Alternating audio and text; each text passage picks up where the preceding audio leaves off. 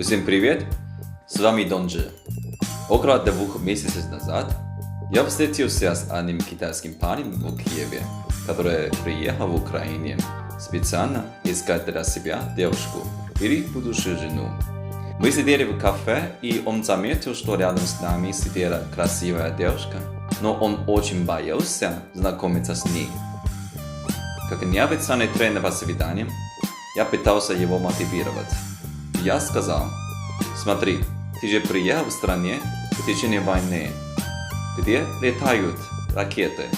То есть ты не боишься ракет? Зачем ты боишься знакомиться с девушкой? И он удивил меня и ответил: девушки страшнее, чем ракеты.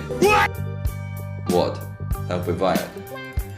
Ну, на самом деле, я очень хорошо его понимаю, потому что я сам родился и вырос в Китае. И это самая большая проблема для большинства китайцев. По китайской традиции с детства нам говорили, что мужчинам нельзя приближаться к женщинам.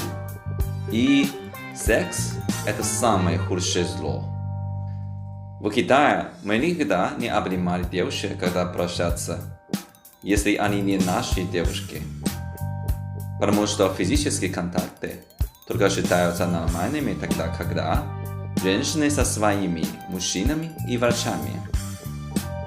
Никогда не трогайте девушек в Китае, если вы парень и они не ваши. Конечно, мы здесь более открыты, но мы уже привыкли скрывать свои романтичные желания. И сейчас мы взрослые, и у нас уже есть этот условие рефлекс. Мы склонны быть очень вежливыми с девушками и относятся к ним как к ангелам. Если вы девушка и вы думаете, что это хорошо, на самом деле нет. Потому что если мужчины не могут выражать себя и свои желания, они не такие интересные и веселые. А девушки, которые встречаются с такими парнями, тоже не могут быть очень счастливыми.